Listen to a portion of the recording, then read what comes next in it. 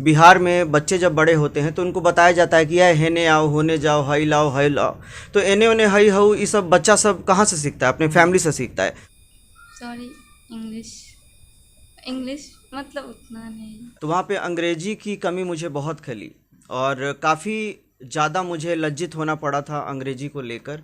Media किसी को भी चाहे तो उठा सकती है, गिरा सकती है, इसीलिए मीडिया का सही उपयोग किया जाना बहुत ही लाजमी है। और बात रही, ऐसा नहीं है जो अमेरिका में पैदा लिए हैं, जो ब्रिटेन में पैदा लिए हैं, उनका टंग अलग क्यों होता है? क्योंकि उनको सिखाया जाता है A is an alpha, B is an bravo, C is an Charlie, D is an delta. हमारे यहाँ सिखाया जाता है ए फॉर अमानवा के माई, बी फॉर बी मनवा के माई। इंग्लिश इतना मैं दावा देता हूँ कि मेरे यहाँ पढ़ने के बाद धरती पर अंग्रेजी पढ़ने की दोबारा ज़रूरत नहीं है। अच्छा, हमने सर से ये सीखा कि फ्लावर का मतलब होता है मैदा। अगर आपको बोलना है फूल का अंग्रेजी तो होता है फ्लावर।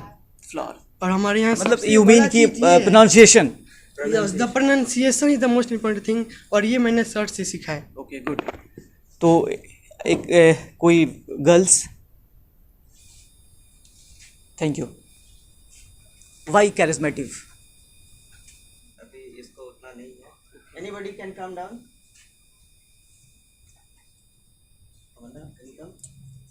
एक मैं अपने तरफ से बात। Hello everyone. I want to become a journalist in future. So journalist, yes. I want to anchor. नमस्कार, अभी मैं मौजूद हूँ मोतिहारी के चंदमारी में, और ये चंदमारी आपको बता दूँ कि एक ऐसी जगह है जो इस चंपारण के लिए बहुत ही इम्पोर्टेंट है। रीज़न है क्योंकि यहाँ एजुकेशनल हब माना जाता है। यहाँ पे सारे टीचर्स हैं और इस डिस्ट्रिक्ट के जितने भी स्टूडेंट्स होते हैं यहीं से अपनी पढ़ाई लिखाई शुरू करते हैं। हालांकि बता दूं आपको कि ये जो अभी मैं जहां मौजूद हूं ये कैरिज्मेटिक इंग्लिश क्लासेस है। हालांकि ये कहा जाता है कि मोतिहारी का नंबर 1 इंग्लिश क्लासेस है। यहाँ पे अंग्रेजी बोलने से लेके अंग्रेजी कंपटीशन हो या फिर अंग्रेजी के विषय के पूरे, अगर आपको सिलेबस की भी अगर तैयारी करनी हो तो आप यहाँ आके एक बार विज़िट कर सकते हैं। अभी मैं इसलिए आपको बता रहा हूँ क्योंकि हमारे साथ एक टीचर हैं, आप देख सकते हैं कि काफ़ी स्मार्ट है। इनकी एक तस्वीर भी मैं आपको लगाऊंगा। इनका नाम, हालांकि आपको बता दूं पहले कि एबी सर हैं, और ये लगभग कितने साल से आप चला रहे, सवाल रहेगा बाद में। पहले आप बताइए कि कैसे, मतलब इस सफ़र कैसे शुरू हुआ आपका इंग्लिश पढ़ाने का, ही क्यों? सबसे पहले तो मैं आप लोगों को वेलकम करता हूं और आपके न्यूज़ चैनल को काफ़ी बधाई देता हूं क्योंकि बहुत कम समय में काफ़ी ज़्यादा ग्रो आप लोगों ने किया है। और सही न्यूज़ लोगों तक पहुंचाना, क्योंकि देखिए मीडिया आज के डेट में एक बहुत ही इम्पॉर्टेंट रोल अदा करती है। आज अगर किसी के पास टैलेंट है तो मीडिया एक ऐसी शख्सियत बन चुकी है आज के डेट में कि मीडिया किसी को भी चाहे तो उठा सकती है, गिरा सकती है। इसीलिए मीडिया का सही उपयोग किया जाना बहुत ही लाजमी है और आप लोग इसमें एक माइलस्टोन बन रहे हैं। तो इसके लिए तो मैं अपने बच्चों से कहूँगा कि इनके लिए एक ताली हो जाए।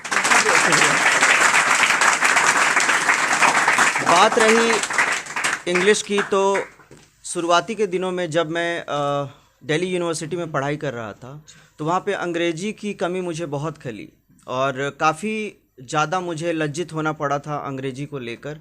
एक लंबी स्टोरी है जो मैं कभी इत्मीनान से बताऊंगा, लेकिन यहाँ पे सोचने वाली बात ये थी कि मैंने सोचा कि अगर मेरे साथ ऐसा हो रहा है तो मैं बिहार का हूँ और बिहार में मेरे बाद किसी और बच्चे के साथ ऐसी घटना ना हो जो इंग्लिश की वजह से जाकर मेट्रोपॉलिटन सिटी में अपने आप को विवश महसूस करे, अकेला महसूस करे और रोए, उसको देखने वाला कोई ना हो। ये मेरा प्रण था। लेकिन आपको इनके हिंदी से समझ आ गया होगा कि इनके हिंदी से समझ इसलिए आपको नहीं लगेगा कि बिहारी हैं। हालांकि आप जब बिहार से बाहर जाइएगा तो बिहारियों पे बहुत सारे कमेंट्स हैं, लेकिन मुझे ऐसा नहीं लगता कि बिहारी शब्द से किसी को परेशानी होनी चाहिए। जो भी भाषा की बात है, ये मदर टंग्स होते हैं, तो इसके लिए हम ज़्यादा कुछ तो नहीं कह सकते। हाँ, लेकिन एक लैंग्वेज है तो इस पर हम अपना कमांड भी कर सकते हैं। लेकिन सर से हमने जो सुना इस पर लगा नहीं कि ये मतलब प्रोनाउंसिएशन। हाँ, एक चीज़ और प्रॉब्लम हो जाती है, जो बिहार के स्टूडेंट्स होते हैं उनकी इंग्लिश के प्रोनाउंसिएशन जो होते हैं वो थोड़े से अलग हो जाते हैं, तो लोग इस पे भी कुछ कमेंट्स कर ही देते हैं अगर बिहार से जब अगर बाहर जाएंगे तो। लेकिन आप इस पे कैसे करते हैं, आप अपने स्टूडेंट्स को कैसे तैयारी कराते हैं? एक्चुअली क्या है कि सबसे पहले इसको बोलते हैं mother tongue influence problem, MTI problem. Because जब कोई जहाँ रहता है अपने सराउंडिंग्स को ऑक्यूपाई करता है, जैसे मान लीजिए कि बिहार में बच्चे जब बड़े होते हैं तो उनको बताया जाता है कि यह हेने आओ, होने जाओ, हई लाओ, हई लाओ। तो एने ओने हई हऊ ये सब बच्चा सब कहाँ से सीखता है? अपने फैमिली से सीखता है। तो इन्वॉल्वमेंट दिया जाता है। एमटीआई प्रॉब्लम दूर करने का हमारे पास एक पैकेज है जिसमें हम लोग टंग ट्विस्टर्स के माध्यम से उनको काफ़ी बेस्ट बनाते हैं। एक टंग ट्विस्टर हो जाए, जो वही बताने वाला था। जैसे मान लीजिए कि आप चाहें तो खुद भी ट्राई करके देखें, नहीं बोला जाएगा, आप लगातार बोल के देखें, upper roller lower roller, upper roller lower roller, upper roller lower roller. तो होता क्या है कि जनरली हम लोग माउथ एक्सरसाइज करते हैं, तो जबान को, अपना पैलेट को फ्री करते हैं ताकि बच्चे ज़्यादा से ज़्यादा तरीके से अच्छे प्रोनाउंसिएशन के साथ इंग्लिश बोलें। क्योंकि प्रोनाउंसिएशन क्या होता है? प्रोनाउंसिएशन जो होता है हमारा एक right combination of English language का एक वर्ड का प्रोनाउंसिएशन करना बड़ा ही डिफिकल्ट होता है। और होता इसलिए है, कुछ अलग चीज़ नहीं है जो हमें पढ़ना है, बस हम यहाँ आके ये सीखना चाहते हैं तो सीख सकते हैं। ऐसा नहीं है जो अमेरिका में पैदा लिए हैं, जो ब्रिटेन में पैदा लिए हैं, उनका टंग अलग क्यों होता है? क्योंकि उनको सिखाया जाता है A as an alpha, B as an bravo, C as an Charlie, D as an delta. हमारे यहाँ सिखाया जाता है ए फॉर अमनवा के माई, बी फॉर बी मनवा के माई। तो कहने का मतलब क्या है कि A for apple, B for boy, इस तरह से प्रोनाउंसिएशन सिखाया जाता है। आप देखिए कि अभी भी मोतिहारी में, क्या आप बिहार में कहीं भी ले लो, आज भी ग्रामर, डेट ग्रामर पढ़ाया जाता है कि जिन वाक्यों के अंत में ता है, ते है, ती है, चुका है, चुकी है। तो उससे कहाँ कुछ हो सकता है? जरा आप बताइए कि आलू बाजार में बिकता है, इसके अंत में ता है, ये कौन सा टेंस है? ये सिंपल प्रेजेंट नहीं है, कैसे? तो जाहिर सी बात है कॉन्सेप्ट तब ना पता चलेगा जब आप किसी सही आदमी से टकराओगे, किसी सही टीचर से मिलोगे, नहीं तो ज़िंदगी भर घूमते रह जाओगे। तो वही बात है कि मेरा अलग सोच इसलिए है, और मैं काफ़ी अलग इसलिए हूँ क्योंकि मैंने अपने आप को यहाँ लाकर इन बच्चों के लिए समर्पित कर दिया ताकि मेरे बाद अब ये अगर कहीं बाहर जाएं तो इनको अंग्रेजी की समस्या ना हो। हाँ, फिजिक्स केमिस्ट्री में समस्या हो मैं नहीं जानता, लेकिन इंग्लिश इतना मैं दावा देता हूँ कि मेरे यहाँ पढ़ने के बाद धरती पर अंग्रेजी पढ़ने की दोबारा ज़रूरत नहीं है। अच्छा चलिए, बहुत बढ़िया आपने बात बताई, लेकिन अगर हम इसको शुरुआत करते हैं कि आपकी जो पढ़ाई लिखाई जब शुरू हुई थी तो आपने पढ़ाई कहाँ से करी थी? मैंने शुरुआती दिनों में मैं बिहार बोर्ड से पढ़ा, समस्तीपुर से पढ़ाई करने के बाद 12th में मैं अपने बिहार बोर्ड का टॉपर था।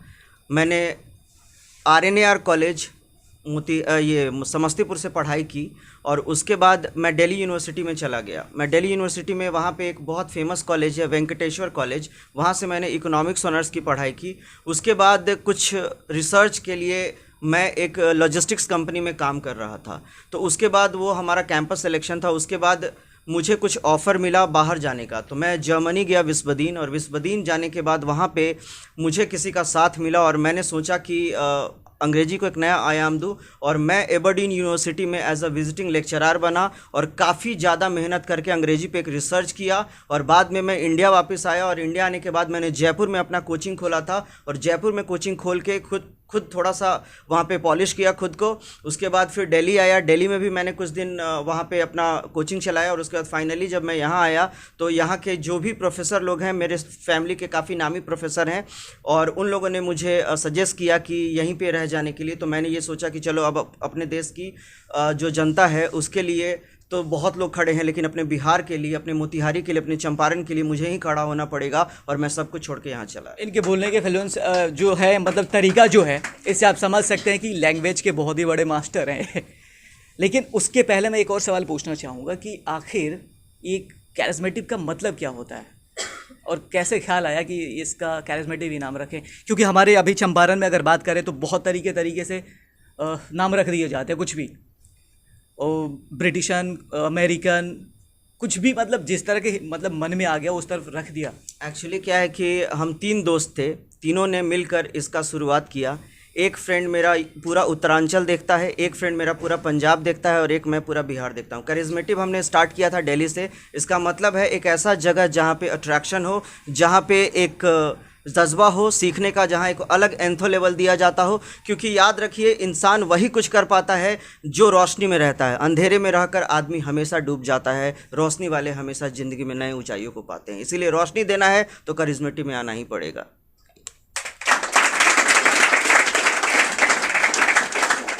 अभी इन्होंने अपना कैरियर या फिर अपनी जर्नी जैसे शुरुआत हुई उसके बारे में भी बात किया, और बताया कि कैरिज्मेटिव कैसे ख़ास है। अगर आप इंग्लिश के अगर देखिए मैं अपने एक्सपीरियंस भी अगर थोड़ा सा बता दूं, क्योंकि अगर आप बिहार से जब बाहर जाइएगा तो अंग्रेजी बहुत ही ज़्यादा ज़रूरी है। भले आपको अभी या फिर आप बिहार में जब होंगे तो शायद आपको समझ नहीं आ रही होगी, लेकिन जब आप बिहार से बाहर जाएंगे तब आपको समझ आएगी कि एक अंग्रेजी का कितना महत्व है। हालांकि किसी भी सब्जेक्ट में आप बढ़िया अगर बुक कोई भी अगर किताब उठा ले, बढ़िया अगर बुक पढ़ना चाहते हैं तो भी अंग्रेजी में ही आती है, ट्रांसलेट भी आती है, लेकिन जो ओरिजिनल बुक पढ़ने में मज़ा है वो ट्रांसलेट में नहीं आएगा। मेरा केवल ये बुक ही मतलब नहीं कहना है कि केवल बुक पढ़ेंगे, बाकी हर फील्ड में अगर आप बाहर निकलेंगे तो आपको समझ आएगा। मैं ये भी नहीं कहना चाहता हूँ कि अगर आपको पसंद नहीं है अंग्रेजी तो ज़बरदस्ती अंग्रेजी थोप ले अपने ऊपर, ज़बरदस्ती कोशिश मत करिएगा। अगर आपको लगता होगा कि देखिए अब मैं ज़्यादा वक्त नहीं है, फिर भी मैं अपने तरफ से जो भी बताने की कोशिश कर रहा हूँ कि इंग्लिश एक ऐसा सब्जेक्ट है, हमने भी इसके बारे में बहुत पढ़ा है, तब थोड़ी सी जानकारी है। क्योंकि अगर अब जानकारी अगर आपको ज़्यादा रहती है विषय में, जैसे कि अगर सर ये बताइए, आप ही से पूछ लेता हूँ कि जैसे स्टूडेंट्स हमारे दोस्त भी ऐसे होते हैं कि जो मेडिकल के लिए चले गए, इंजीनियरिंग के लिए गए, वो वापस आ जाते हैं, वो बाद में कहते हैं कि हमें समझ नहीं आती अंग्रेजी, मैं पहले अगर ध्यान दिया होता तो बेहतर जगह पे चला जाता। सबसे पहले मैं बताना चाहूँगा कि अंग्रेजी का एक अलग फॉर्म होता है जो मेट्रोपॉलिटन सिटी में पढ़ाई जाती है और बोली जाती है, जिसको बोलते हैं टीन इंग्लिश। टीन इंग्लिश जो होता है आप लोग नहीं जानते होंगे, लेकिन टीन इंग्लिश का मतलब होता है कि जब आप बाहर किसी यूनिवर्सिटी में जाएंगे, कोई जगह पे जाएंगे, तो आजकल लोग फंकी लैंग्वेज का इस्तेमाल करते हैं। जैसे आप देखिए जीन्स भी पहनते हैं तो एक्सीडेंटल जीन्स पहनती हैं लड़कियाँ लड़के जो भी होते हैं, आजकल ट्रेंडिंग काम चलता है। तो अंग्रेजी में भी एक ट्रेंड है, जैसे एक्सीडेंट को एक्सी बोला जाता है, या फिर बहुत सारा चीज़ है। जैसे आप मान लीजिए कि आपने देखा होगा कॉन्ट्रैक्शन जिसको बोलते हैं, जैसे ईजी एग्जाम्पली ग्रेसिया होता है, ईजी जैसे एग्जाम्पल हम लोग बोलते हैं, तो वैसे वहाँ पे कुछ फंकी लैंग्वेजेस का इस्तेमाल किया जाता है। और यहाँ से जो बच्चे होते हैं वो बिल्कुल भोले भाले बिना अंग्रेजी के, चूँकि यहाँ पे क्या कॉन्सेप्ट है कि भैया यहाँ पे math physics chemistry, math physics chemistry, math physics chemistry और बायो पढ़ो और कुछ नहीं पढ़ो। अब होता क्या है जनरली, आप ये बताइए कि आज आप जिस जगह पे खड़े हैं, क्या आप मैथ फिजिक्स केमिस्ट्री बायो पढ़ रहे हैं? नहीं पढ़ रहे हो क्या? यानी कहने का मतलब क्या है कि एक ज़माना आएगा, एक उम्र आएगी, उस वक्त आपको सिर्फ अंग्रेजी और हिंदी आपके काम आएगी और वही आपको चलाने के लिए बेहतर बनाएगी। ये बच्चे समझ नहीं पाते हैं जब तक कि ये बाहर नहीं जाते हैं। जब बाहर जाते हैं तो वहाँ पे कम्युनिकेशन गैप होता है और उल्टे पैर भाग के आते हैं और बोलते हैं कि सर 10,000 रुपया ले लीजिए, चाहे 20,000 हमको अंग्रेजी सिखाते। तब तक वक्त काफ़ी गुजर गई होती है, काफ़ी चला जाता है, क्योंकि the best year to understand and learn English which is 11th। मैं 9th से 12th के बीच का जो पीरियड होता है वो गोल्डन पीरियड होता है अंग्रेजी सीखने का। लेकिन अक्सर इस बात की जो जानकारी होती है बच्चे को 12th के बाद समझ में आता है, जब वो कहीं बाहर घूमने जाते हैं या बाहर पढ़ने जाते हैं, क्योंकि आज नथिंग कम्स इन हिंदी। अगर मैं एक छोटा सा एग्जांपल बताता हूँ कि आप अगर आज ये सोचें कि मैं हिंदी का क्या महत्व है और अंग्रेजी का क्या महत्व है, तो मैं आपको एक टास्क देता हूँ। आपके जितने भी व्यूअर्स देख रहे होंगे चैनल पे, वो जरूर इस चीज़ का प्रयोग करेंगे। आप एक दिन कसम खा लीजिए कि आज अंग्रेजी नहीं बोलेंगे, ना अंग्रेजी देखेंगे, या जहां भी अंग्रेजी कुछ दिखाई देगा वहां आंख बंद कर लेंगे और पूरा दिन देखिएगा कि शाम में आपका दिन कैसा गुजरा है। कुत्ता का जिंदगी नहीं जी लीजिएगा तो मेरा भी नाम बदल के रख दीजिए। इतना तो मुश्किल है, क्योंकि इंग्लिश इतना ज़्यादा हमारे लाइफ में आ चुका है, क्योंकि बिना इंग्लिश के हम रह नहीं सकते। अब हम लास्ट चाहेंगे कि थोड़ा सा इंग्लिश में, अगर हम इंग्लिश के बातें कर रहे हैं तो थोड़ा सा इंग्लिश में बता दीजिए कि why English is important. See, English is important, English is unavoidable language, and English is the shortcut key to the entire world nowadays. Because without having knowledge of English, we won't be able to imagine even a single day. In the previous years, in the leaps and bounds, the uses of English has been really increased. And now today, if we do not speak English, we will not be able to understand English. What happens? We won't be able to survive in the coming future. If you want to make your future and you don't know how to speak English, you don't know how to write English, you won't be able to give your examination. So that is why English is very important for everyone, and until and unless you have not understood the importance of English, you won't be able to achieve in your life anything. That is my promise to all of you. So try to understand. if you have time and if you are watching us, do let me know that if you are facing any problem. We are always open online and offline, and you are welcome. You can come down and understand, and you can take lesson. Free demos are going on till 24, and if you really feel it is really beneficial, trust me guys, I will change your life. It is my promise to all of you. Thank you sir, हमसे बातचीत करने के लिए बहुत बहुत शुक्रिया। हम चाहेंगे कि 2-3 ऐसे अगर बच्चे हों जो फीडबैक देना चाहे या फिर हमसे बात करना चाहे, कुछ anybody? Aman,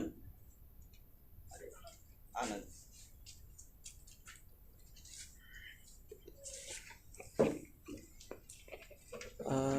first of all my name is Anand Gupta और मैं यहाँ सर के पास English.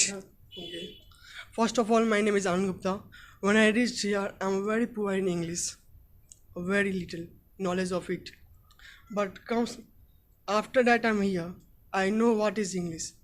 Like if I say a sentence, this is, sorry Hindi में बोलती हूँ, ये एक उजला गुलाब है, तो आप इसको क्या कहिएगा? ये उजला गुलाब है। इसे इंग्लिश में आपको बोलना है। मेरी अंग्रेजी थोड़ी कमज़ोर है। फिर भी दिस इज़ वाइट रोज़। और ये एक फूल है, उसके लिए this is a flower. Yes, यहीं पे हम लोग मार खा जाते हैं। हमने सर से ये सीखा कि फ्लावर का मतलब होता है मैदा। अगर आपको बोलना है फूल का अंग्रेजी तो होता है फ्लावर। और हमारे यहाँ मतलब यू मीन की pronunciation? Yes, the pronunciation is the most important thing, और ये मैंने सर से सीखा है। Okay, good. तो एक कोई girls? Thank you. Why charismatic? ये क्लास बहुत अच्छा है। इंग्लिश? सॉरी, इंग्लिश मतलब उतना नहीं। अभी इसको उतना नहीं है। Anybody can come down?